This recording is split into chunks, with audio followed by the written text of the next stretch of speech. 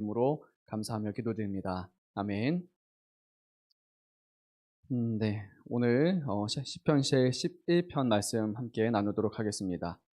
청년 사역을 하다 보면 이제 진로를 앞둔 그런 청년분들이 이렇게 와서 상담을 요청합니다. 이제 어떤 요청을 하냐면 여러 가지가 있겠지만 이제 졸업을 앞두고 이제 취업을 준비할 때 그때 특별히 신앙 상담을 하게 됩니다. 졸업과 취업을 앞두고서 이제 각종 자격증이 있고 그리고 시험을 준비해야 됩니다. 많이 바쁘죠. 시간이 없습니다. 그런데 이제 교회에 와서 열심히 봉사하고 또 예배 드리다 보면 분명히 시간적으로 이제 여유가 없게 되니까 그런 고민을 토로하고 합니다. 잘 살펴보면 믿는 사람과 믿지 않는 사람들은 분명히 시간이 좀 다릅니다. 우리는 일주일에 하루를 하나님께 드리고 또 주일만이 아니라 또 여러 가지 다양한 시간들을 하나님 앞에 예배합니다. 물론 우리가 이것을 기쁨으로 예배하고 또 즐거워하지만 만약에 시간이라는 관점으로 보게 되면 분명히 믿는 사람들은 믿지 않는 사람들보다 시간적인 면에서 많은 손해를 보는 것은 맞습니다. 일주일에 7일의 하루라고 생각하면 1년만 해도 벌써 52일에 달하는 그 시간을 우리는 손해보기 때문에 특별히 취업 준비를 하는 사람들, 졸업을 앞두는 사람들은 청년들은 그 부분에 있어서 고민을 토로할 수밖에 없는 것 같습니다. 교회 봉사를 좀 내려놔야 될지 아니면 예배를 최소한으로만 드려야 될지 그런 것을 이제 상담하고 고민하게 됩니다. 저는 주로 이렇게 대답을 합니다. 두 가지 대답을 합니다. 인간적인 마음으로 저는 좀 봉사를 줄이고 그리고 공부에 여러분들이 집중해서 이왕이면 잘 준비해서 한 번에 붙었으면 좋겠습니다.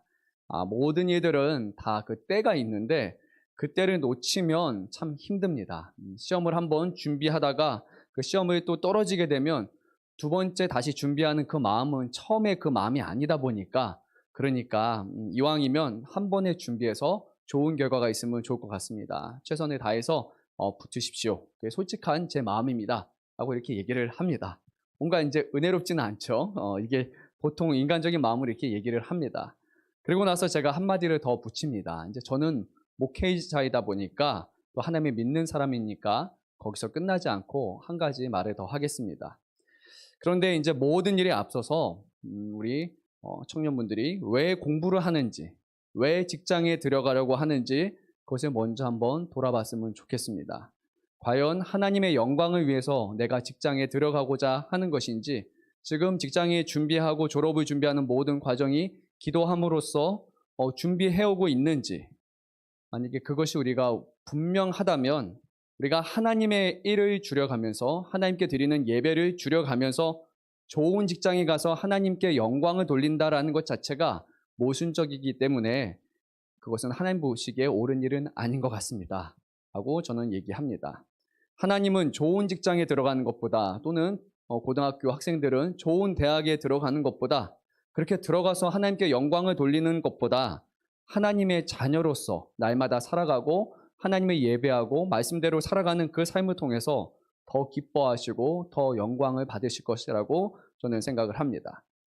결과가 중요한 것이 아니라 하나님께서는 그 올바른 길을 걸어가는 그 과정을 기뻐하십니다. 그리고 그 결과는 하나님의 말씀대로 살아가는 것에 대해서 하나님이 주시는 결과이기 때문에 그것은 우리의 것이 분명히 아닙니다. 저는 그렇게 대답을 합니다. 자칫 우리는 하나님을 위해서 일을 한다고 해놓고서 실제로는 하나님과 전혀 상관이 없는 때로는 하나님의 이름을 팔아서 우리의 입속을 챙기는 그런 경우가 있게 됩니다. 결과는 하나님께 맡기는 것입니다. 결과를 우리가 이렇게 이뤄내려고 해서는 안 됩니다. 우리는 단순히 우리에게 주시는 삶 가운데 그 시간 가운데 정직하게 말씀으로 지켜며 살아가는 것입니다. 하나님의 일을 우리의 생각으로 판단하고 우리가 예측하려고 하다 보면은 결국 욕심이 생기게 되고 그래서 하나님이 원하는 방향이 아니라 우리가 원하는 방향으로 자꾸 이렇게 끌고 가는 경우가 있습니다. 오늘 이 말씀을 이렇게 이 청년에 대한 걸로 시작하는 이유는 바로 오늘 시편 말씀이 이런 문제를 다루고 있기 때문입니다. 이런 딜레마가 있습니다. 우리는 현실적이고 이치에 맞는 그런 조언을 따라 할 것인가 아니면 때로는 어리석어 보이고 참 답답하기 할 정도로 그렇게 하나님의 말씀을 쫓아야 하는가? 바로 이 두 가지의 상황 가운데서 이 딜레마 가운데 과연 무엇을 하는 것이 옳은 것인가? 하고 오늘 시편을 통해서 주님은 우리에게 말씀하고 있는 것을 보게 됩니다. 한번 스스로에게 질문해 보시면 좋을 것 같습니다.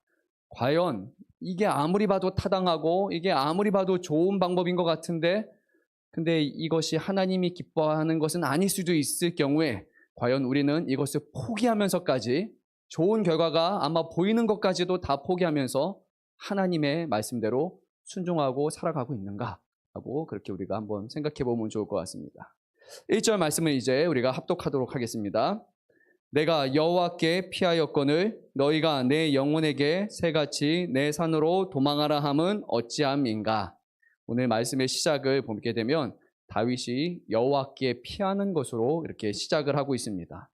정확하게 어떤 상황 가운데 그가 처해서 지금 여호와께 피한다라고 말하는지 우리는 잘 알 수는 없지만 이어지는 말씀을 통해서 그가 분명히 다급한 상황 가운데 그리고 심각한 어려움 가운데 놓여 있음을 우리는 알 수 있습니다. 1절부터 이제 3절까지 이어지는 말씀을 보게 되면 이렇게 성경이 기록하고 있습니다. 새같이 산으로 도망하라. 악인이 활을 당기고 화살을 시에 먹이고 어두운 데서 쏘려 한다. 그리고 터가 무너졌다. 라고 지금 다윗이 처한 그 어려운 상황에 대해서 세 가지 표현으로 묘사하고 있습니다. 새처럼 산으로 도망하라. 그리고 악인이 활을 쏘려고 하고 있다. 터가 이미 무너졌다. 라고 말하고 있습니다. 이 세 가지 중 어느 하나도 별거 아닙니다라고 그렇게 말할 수 있는 상황은 분명히 아닐 것입니다. 이 세 가지 어려움을 좀 더 자세히 보게 되면 새같이 내 산으로 도망하라라는 이 표현은 가진 것을 다 내버려 두고 지금 빨리 도망하라는 것입니다. 오늘 말씀에 도망하라로 번역된 이 누드라는 그 히브리어는 이런 의미가 있습니다. 도망하라, 방황하라, 그리고 더 정확한 표현으로는 유리하라라는 그런 의미로 쓰여집니다. 잠언 27장 8절에서 이 말씀의 그 용례를 정확하게 표현해주고 있습니다. 제가 한번 읽도록 할 테니까 집중해서 들어주십시오. 고향을 떠나 유리하는 사람은 보금자리를 떠나 떠도는 새와 같으니라. 이해가 되셨습니까? 고향을 떠나는 사람들이 유리하면서 방황하며 사는 그 삶이 바로 새가 떠도는 것 같은 그런 삶과 같다라는 것입니다. 지금 다윗에게 하는 말은 바로 그 새와 같이 유리하면서 허겁지겁 산으로 도망하라라고 그렇게 말하고 있습니다. 다윗의 상황과 같이 지금 그가 누리고 그가 이루었던 모든 것을 다 터전을 버리고 도망하는 것은 주로 예측이 불가능한 그런 자연재해와 같은 그런 상황에 해당할 것입니다. 갑작스러운 일이 발생하죠. 산불이 나거나 그리고 산사태가 나거나 홍수가 나거나 태풍이 휩쓸거나 쓰나미가 일어나거나 이것은 우리의 인간적인 어떤 것으로 예측할 수 없고 갑작스럽게 다가와서 그냥 모든 것이 다 폐허가 된 상황, 그런 상황이 지금 다윗이 겪고 있었던 그런 상황이었던 것입니다. 정확하게 알 수는 없지만 아마 가능성이 있는 것은 사울이 다윗을 죽이려고 하는 그런 여러 가지 상황 중에 한 가지, 또는 그의 아들, 그가 사랑하는 압살롬이 지금 반역해서 그를 죽이려 하는 그런 상황이 바로 이 같은 상황일 것입니다. 다윗이 할 수 있는 것 아무것도 없었습니다. 그냥 새처럼 산으로 도망하는 것 외에는 누가 봐도 그가 할 수 있는 것이 없었습니다. 그 다음으로 그가 처한 상황은 악인이 활을 당기고 화살을 시에 먹이고 어두운 데서 쏘려 하는 것이었습니다.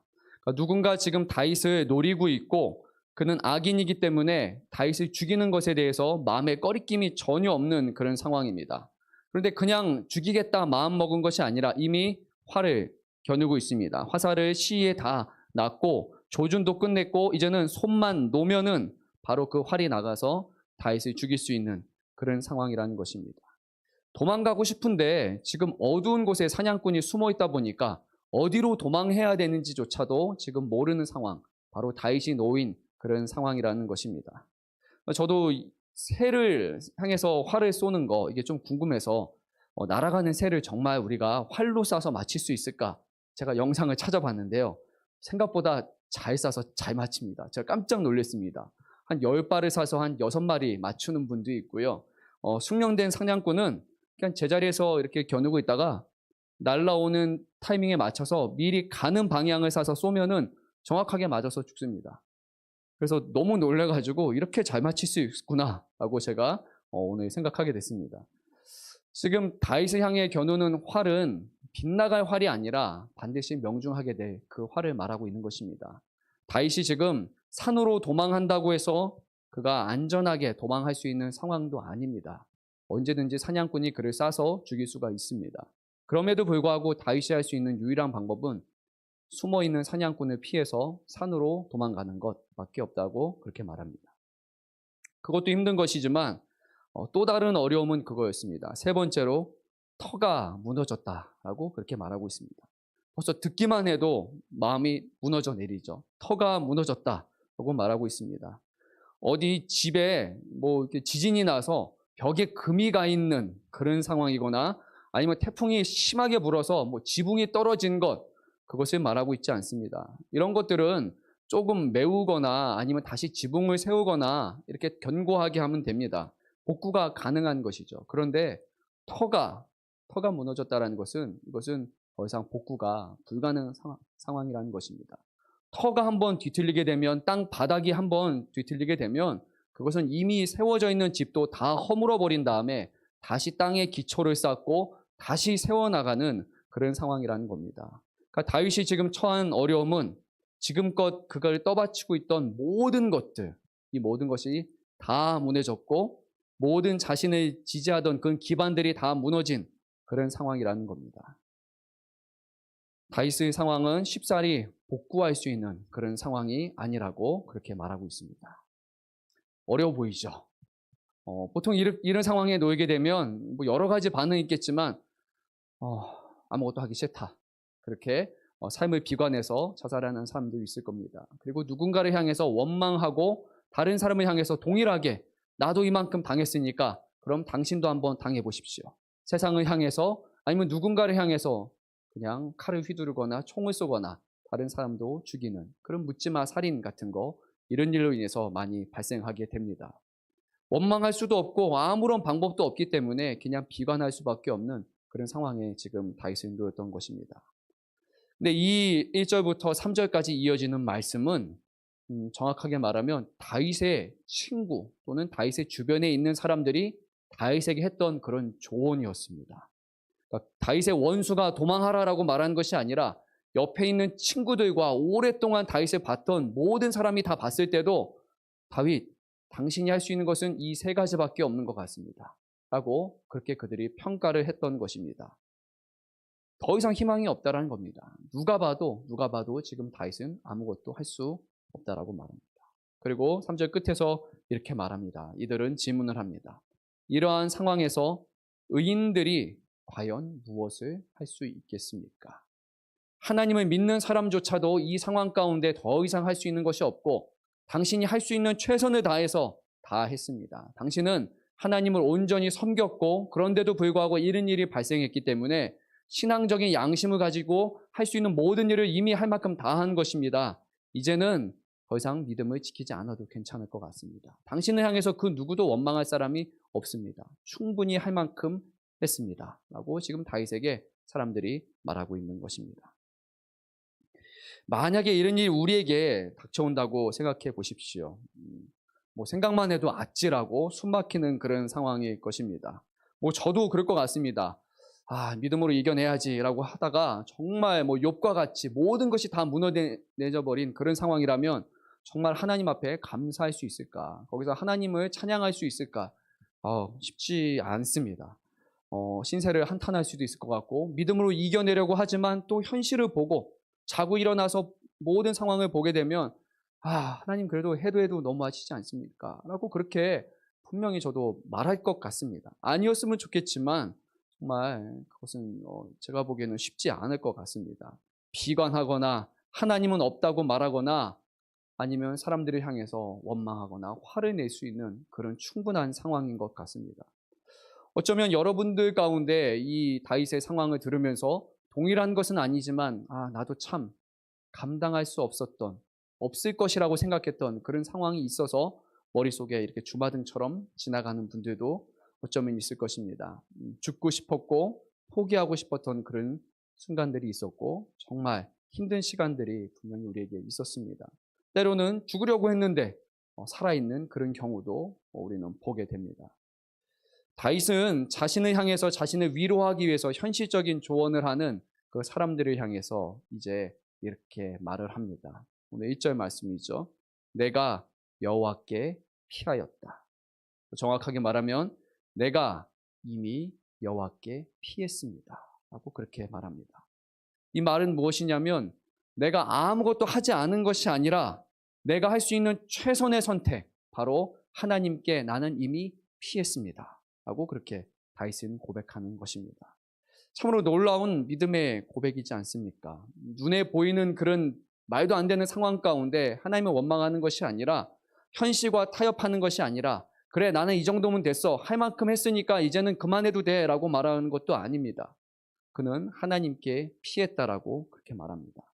다윗에게는 또 다른 방법도 있었을 겁니다. 이것이 100% 가능한지는 모르겠지만 자신을 괴롭히는 악인에게 찾아갈 수도 있습니다. 내가 당신이 원하는 대로 다 하겠다고. 당신의 수하가 되라고 하면 나는 수하가 되겠다고. 내 생명만은 살려주십시오. 라고 그렇게 말할 수도 있었을 것입니다. 3절 말씀을 보게 되면 의인들이 무엇을 할 수 있을까라는 말씀을 통해서 이 부분은 단순히 그냥 정치적인 것만이 아니라 신앙적인 문제가 있었던 것을 우리는 말씀을 통해 알 수 있습니다. 그러니까 그 악인들을 향해 가서 내가 하나님을 버리겠습니다. 하나님을 더 이상 따르지 않겠습니다. 당신이 원하는 그런 우상을 섬기기도 하고 다른 종교를 따르기도 하겠습니다. 제발 내 생명만 지켜주십시오. 살도록 도와주십시오라고 그렇게 충분히 말할 수도 있는 상황이었습니다. 그러면 그는 살 수 있습니다. 어떻게 보면 많은 것들이 보장된 삶을 살아갈 수도 있었을 것입니다. 그런데 다윗은 그 상황 가운데 끝까지 하나님을 신뢰하고 하나님께 피했다라고 이렇게 말씀하고 있는 겁니다. 성경을 보게 되면 예수님께서도 비슷한 경험을 하셨습니다. 무엇이냐면 예수님께서 여러 차례 생명의 위협을 겪게 됩니다. 그리고 그때마다 사람들이 와서 현실적인 조언을 예수님께 했습니다. 누가복음 13장 31절을 보게 되면 바리새인들이 예수님께 와서 이렇게 말합니다. 예수님, 헤롯이 지금 당신을 죽이려고 하니까 빨리 여기를 떠나십시오라고 바리새인들이 와서 예수님의 생명을 걱정하면서 이런 말을 합니다. 그런데 예수님께서는 그래, 내가 도망가야겠다, 떠나야겠다라고 말씀하지 않고 이렇게 말씀하셨습니다.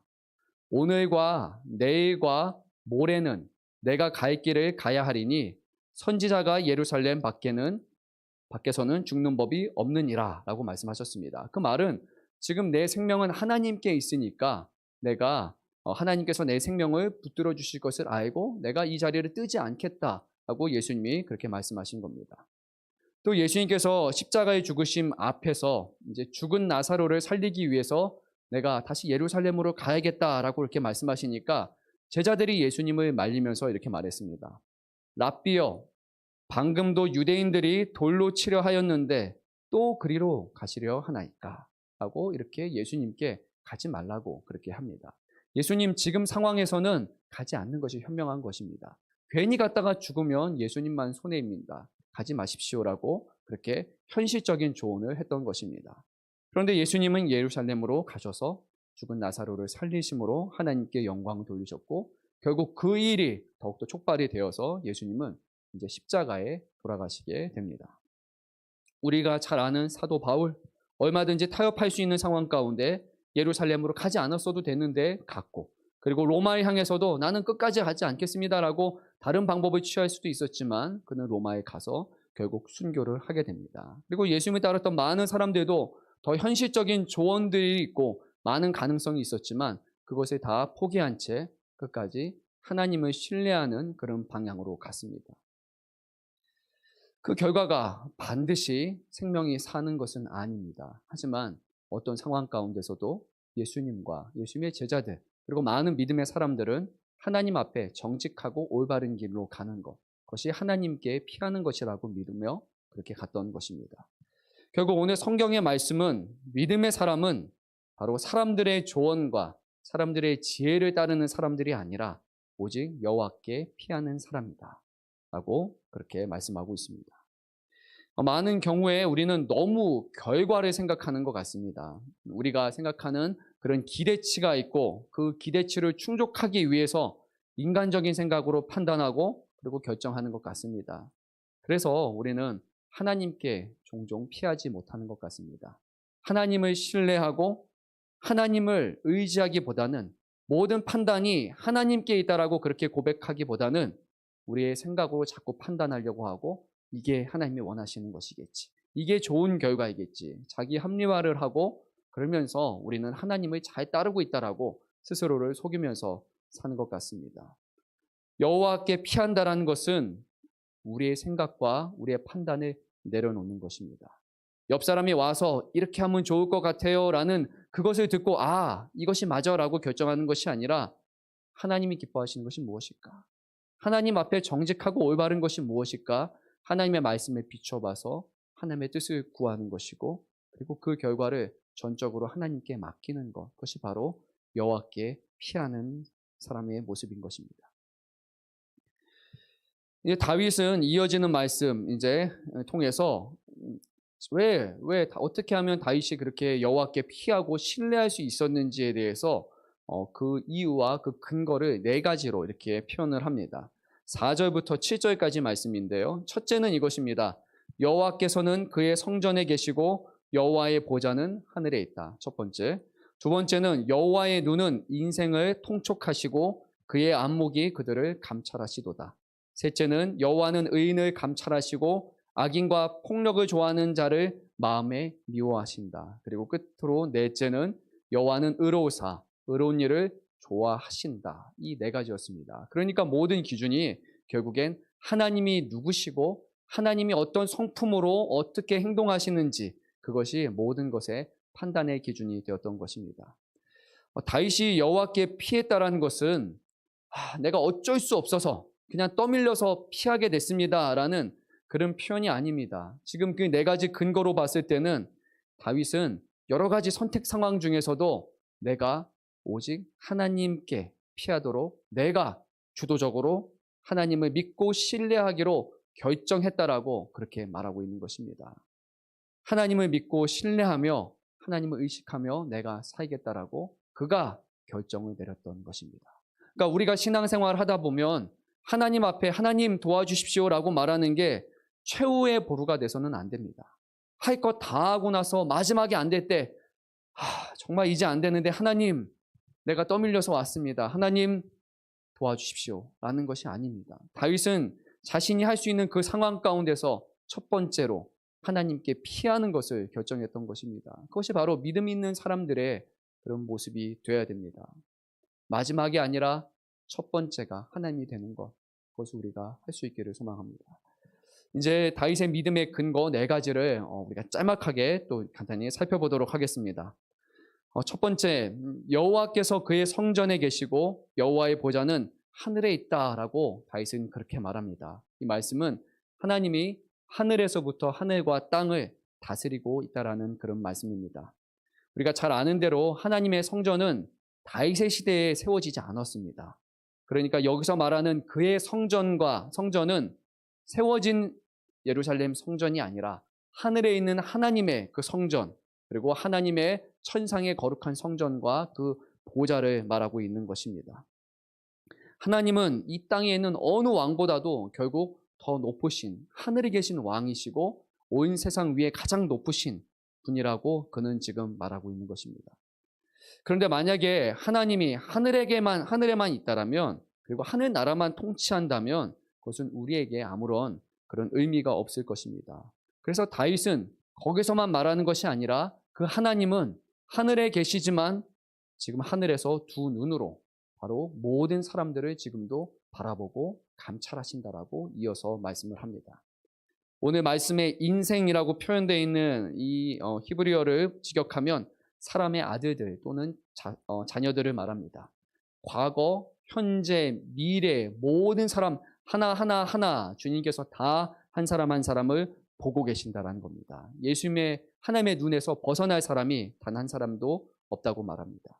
그런데 주님은 그냥 보시기만 하는 것이 아니라 오늘 말씀을 보니까 감찰하신다라고 말씀합니다. 이 감찰하다라는 이 히브리어는 이브 하누라고 하는데 정확한 의미는 그들을 시험하신다라는 의미가 됩니다. 감찰이 그냥 보는 것만이 아니라 그들을 시험하신다라는 것이 더 정확한 표현입니다. 하나님은 이 땅에 일어나는 일들을 보시고 직접적으로 개입하시고 판단하시는 분이라고 오늘 다윗은 말하고 있습니다. 우리는 종종 하나님이 아무것도 하지 않는 것처럼 느껴지는 때가 있습니다. 하나님 어디 계십니까? 하나님 정말 계십니까? 라고 보이지 않아서 하나님이 함께하지 않는 것 같아서 막연한 마음으로 살아갈 때도 있습니다. 그런데 오늘 성경의 말씀을 보게 되면 그 침묵의 순간, 그때 하나님은 지금 모든 사람들의 모든 인생들을 한 사람 한 사람 다 바라보시고 깊게 살펴보시면서 바로 그때가 우리를 평가하는 때라는 것입니다. 과연 너희들이 이 어려움 가운데 어떤 결정을 내리고 나를 신뢰하는 삶을 살아갈 것인가? 아니면 세상 사람들을 신뢰하며 살아갈 것인가? 그 침묵의 순간에 주님은 우리를 판단하시고 지금 시험하신다라고 그렇게 말씀합니다. 하나님은 우리가 어떤 변명도 하지 못하도록 우리에게 충분한 시간과 충분한 기회를 주시면서 지금 우리를 세밀하게 살펴보시며 평가하고 계신 것입니다. 악인들이 의인을 잡기 위해서 어두운 곳에서 숨어서 활을 쏘고 있던 것, 그거와는 비교할 수 없을 정도로 하나님은 우리가 닿을 수 없는 그 하늘에서, 아무리 봐도 보이지 않는 그 하늘에서 누구보다 우리를 세밀하게 바라보시면서 살펴보신다고 말합니다. 그것이 하나님의 시험입니다. 하나님의 시험은 감독관이 없는 것 같아 보입니다. 그런데 하나님은 하늘에서 모든 것을 하나하나 다 살펴보신다라고 다윗은 그렇게 오늘 믿음으로 고백하게 됩니다. 세 번째는 여호와는 의인을 감찰하시고 그리고 악인과 폭력을 좋아하는 자를 마음에 미워하신다라고 말합니다. 여기서 감찰하다는 앞선 말씀과 동일합니다. 이것도 시험하신다라는 말입니다. 근데 이 말씀을 통해서 우리는 하나님의 시험이 악인과 의인에게 분명히 서로 다른 양상으로 나타나는 것을 알 수 있습니다. 먼저 의인에 대해서 하나님은 시험하십니다. 그런데 이 시험은 의인이 떨어지기 위한, 불합격을 주기 위한 그런 시험이 아니라 바로 의인이 의인이라는 것을 증명하는 그 기회로서 시험을 주시는 것입니다. 그래서 우리가 신약 성경의 야고보서를 보게 되면 이 시험의 본질에 대해서 이렇게 말씀합니다. 하나님이 주시는 그 시험을 참는 자는 복이 있나니 이는 시련을 견디어낸 자가 주께서 자기를 사랑하는 자들에게 약속하신 생명의 면류관을 얻을 것이기 때문이라 라고 그렇게 말씀합니다. 그러니까 이 시험은 떨어뜨리기 위한 시험이 아니라 하나님께서 약속하신 생명의 면류관을 얻도록 우리를 시험하시는 거랍니다. 그러니까 이 시험은 구원받은 하나님의 자녀라는 것을 우리가 스스로 입증하는 그 시험이라고 지금 성경은 말씀하고 있습니다. 결국 영광스러운 시험이 되는 것입니다. 하나님께서는 저와 여러분이 이런 어려운 순간에서도 정말 자연재해 같은 그런 기가 막힌 그런 상황 속에서도 지금 우리를 보시면서 이 시험을 무사히 통과하기를 지금 바라시면서 기다리고 있을 겁니다. 하나님은 지금도 기대하고 계십니다. 이 세상이 악하고 많은 사람들이 하나님을 떠나 있지만 그 가운데서도 믿는 사람들, 의로운 사람들은 그 시험 가운데서도 하나님께 피하고 하나님을 선택하는 그것을 행하기를 지금 원하시는 겁니다. 그런데 거기서만 끝나는 것이 아니라 악인에게는 또 다른 심판이 있다고 말합니다. 5절 말씀을 보게 되면 이 악인들은 주로 폭력을 좋아하는 사람이라고 그렇게 말합니다. 그래서 하나님께서는 그 마음에 악인을 미워하신다라고 그렇게 말씀합니다. 하나님이 악인을 좋아하셔서 내버려 두는 것이 아닙니다. 하나님도 악인들을 미워하시지만 그럼에도 불구하고 지금 의인들이 시험을 잘 끝까지 마칠 수 있도록 그들을 내버려 두시는 것입니다. 말씀에 폭력을 좋아하는 자라고 되어 있는데 그들은 힘으로 다스리는 자를 의미합니다. 그런데 이 힘, 이 폭력은 물리적인 힘만을 뜻하지 않습니다. 언어 폭력이 될 수도 있고 물리적 폭력, 또 권력이 될 수도 있습니다. 또 돈이 될 수도 있습니다.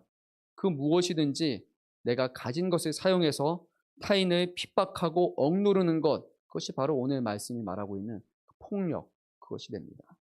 그래서 많이 가진 것이 늘 좋지만 한 것은 아닙니다. 많은 것이 주어졌음에도 불구하고 그 주신 것을 가지고 사람들을 살리는 일에 사용하는 것이 아니라 준 것을 자랑하고 그것을 통해서 다른 사람들에게 해를 끼치는 사람은 결국에 악인이 되어서 하나님의 심판을 받을 것이기 때문입니다. 악인을 향한 하나님의 심판은 6절에 묘사되어 있습니다. 우리가 6절 말씀 한 목소리로 읽도록 하겠습니다. 악인에게 그물을 던지시리니 불과 유향과 태우는 바람이 그들의 잔에 소득이 되리로다. 아멘.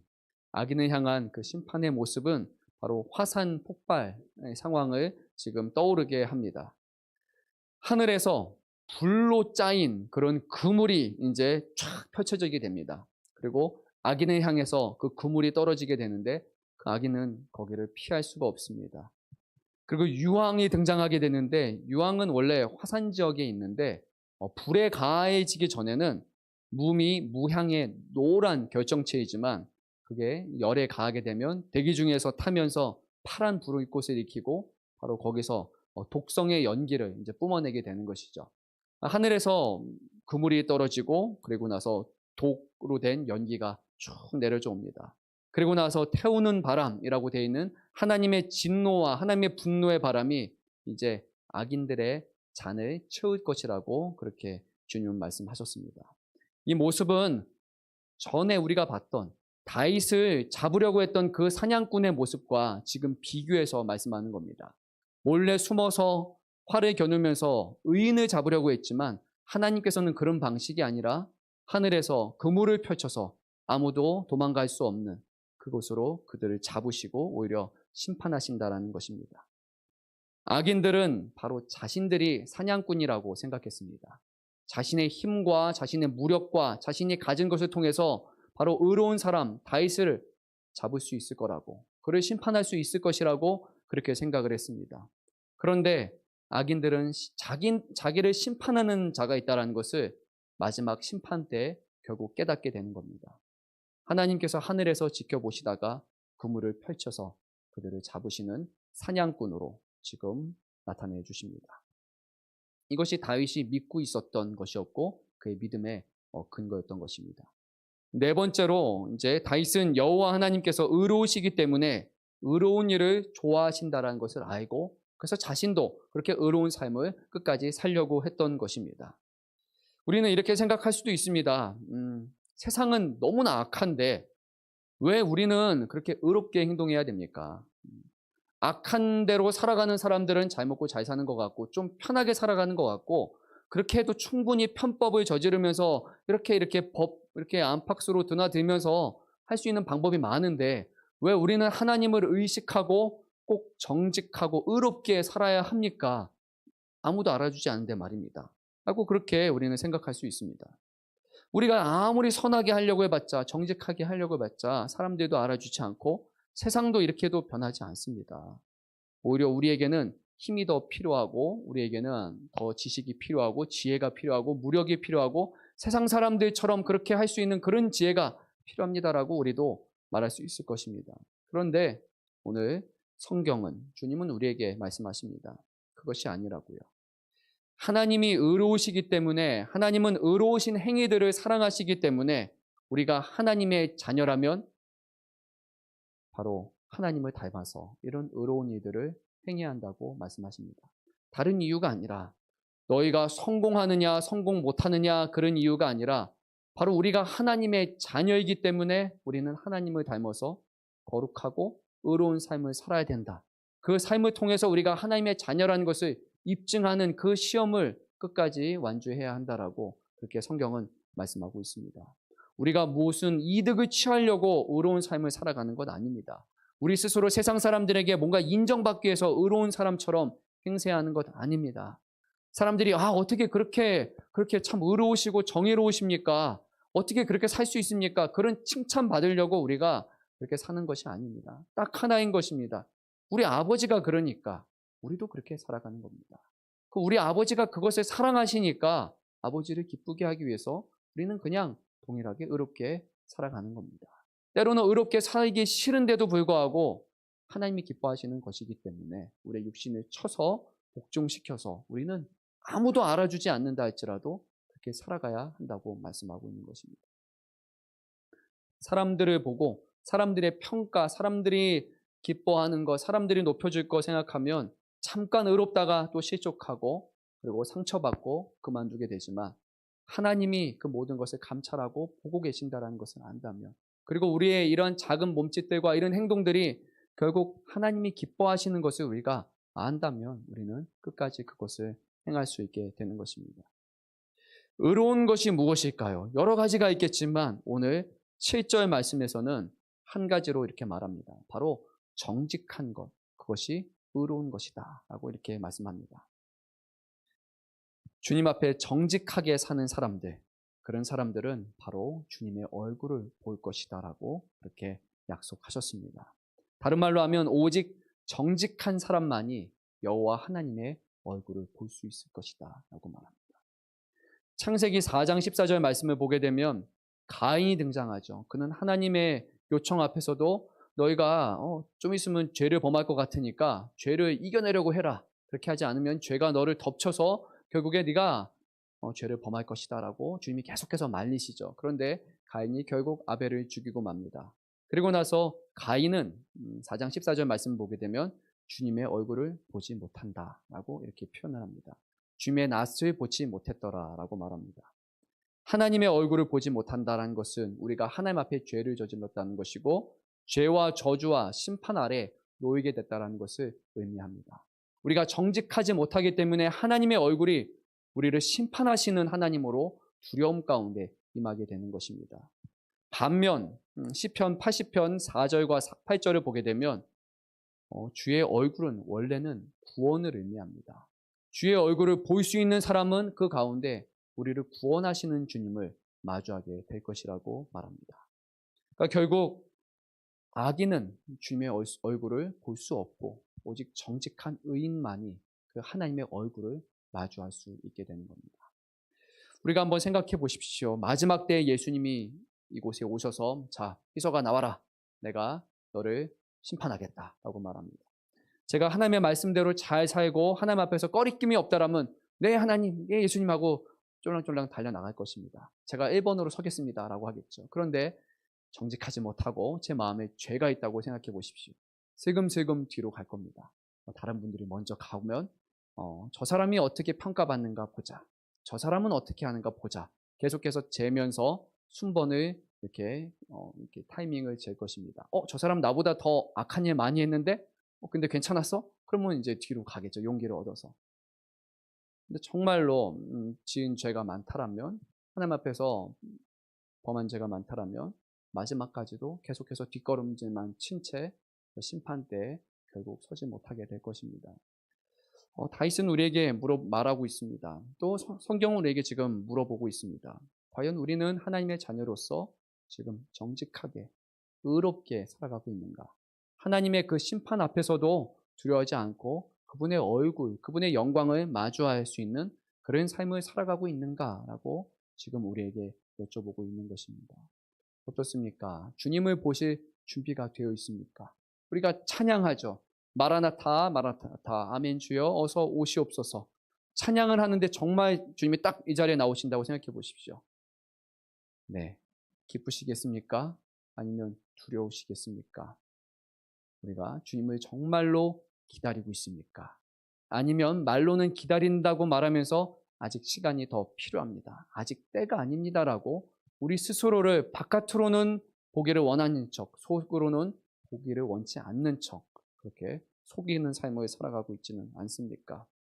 오늘 정직하라라고 우리에게 말씀하셨습니다. 주님은 정직한 사람, 의롭게 살아가는 사람을 사랑하신다라고 말씀하셨습니다. 그런데 우리가 악인에 대해서 너무 함부로 말해서는 안 될 것입니다. 우리 스스로 저 사람은 악한 사람이야. 저 사람은 또 저런 죄를 범한 사람이야 라고 우리가 심판해서는 안 됩니다. 심판은 하나님의 몫입니다. 우리의 몫이 결코 아닙니다. 우리는 이미 죄인이었다가 죄를 용서함 받은 사람이기 때문에 하나님의 원수였다가 그 죄를 사함 받은 그리고 10,000달란트를 빚졌다가 10,000달란트를 탕감받은 사람이기 때문에 우리는 100달란트 빌린 사람들에게 가서 너는 왜 100달란트 빌렸어라고 안 갚어라고 그렇게 말할 자격이 되지 못합니다. 우리는 그냥 받은 은혜에 감사하면서 판단하지 않고 정죄하지 않고 그렇게 살아가는 사람이 되어야 됩니다. 오히려 그런데 남에 대해서는 너무나 많은 판단과 비판을 한 채 우리 눈에 있는 대들보는 보지 않고 남의 티끌만을 쫓아서 그것을 우리가 정죄하고 있다면 주님께서는 우리의 그러한 정죄에 대해서 다시 한번 우리를 심판하실 것입니다. 왜 그렇게 했느냐 하고 물어보실 것입니다.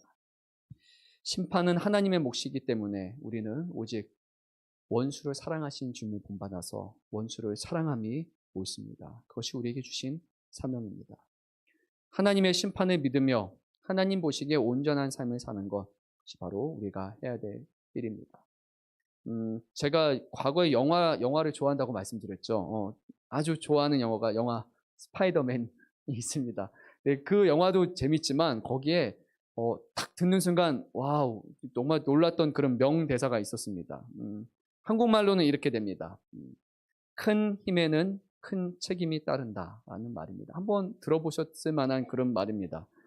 스파이더맨 거기 이제 엉클 벤이라는 그 분이 이제 죽기 전에 스파이더맨 젊은 청년인 스파이더맨에게 남겼던 말입니다. 근데 이 말은 스파이더맨의 작가인 스탠리라는 그 분이 쓴 말인데 원래 그게 어디서 시작됐느냐라고 돌아보게 되면 1906년도에 영국의 수상이었던 윈스턴 처칠이 썼던 그 말에서 비롯됩니다. 근데 거기서 좀 더 이 말이 어디서 시작됐는지 근원을 파고들면 어디일 것 같습니까? 성경. 대단하십니다. 네, 성경.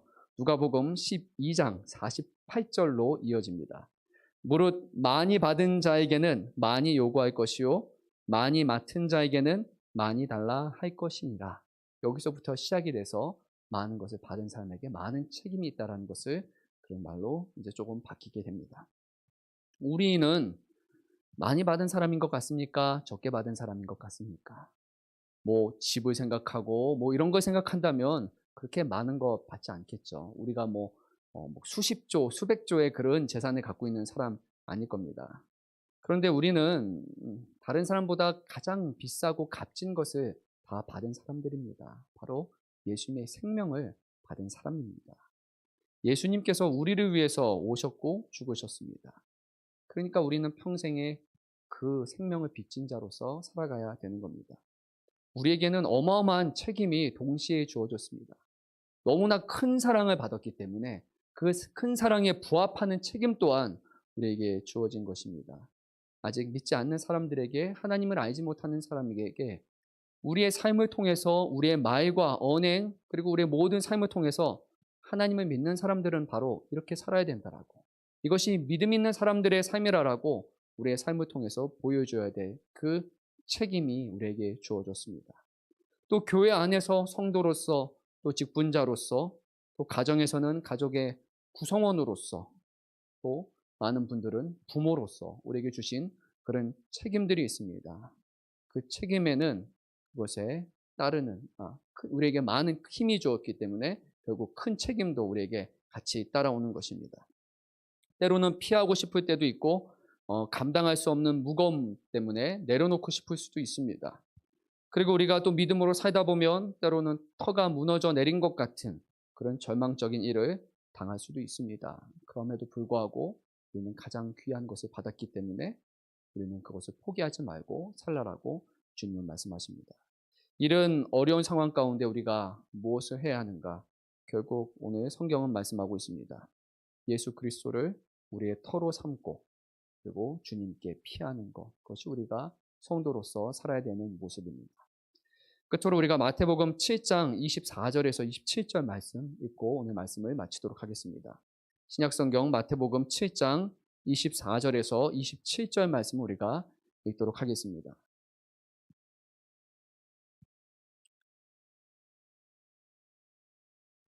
네, 합독하도록 하시겠습니다. 그러므로 누구든지 나의 이 말을 듣고 행하는 자는 그 집을 반석 위에 지은 지혜로운 사람 같으리니 비가 내리고 창수가 나고 바람이 불어 그 집에 부딪히되 무너지지 아니하나니 이는 주추를 반석 위에 놓은 까닭이요 나의 이 말을 듣고 행하지 아니하는 자는 그 집을 모래 위에 지은 어리석은 사람 같으리니 비가 내리고 창수가 나고 바람이 불어 그 집에 부딪힘에 무너져 그 무너짐이 심하니라. 아멘. 다윗의 친구들이 봤을 때 다윗은 터가 무너져 있는 상황이라고 그렇게 판단했지만 그가 세운 그 터의 기초는 하나님께 있었기 때문에 그것은 끝까지 무너지지 않는, 멸망하지 않는 터였던 것입니다. 우리가 예수 그리스도를 우리의 터로 세운다라면 무너지는 일은 없을 겁니다.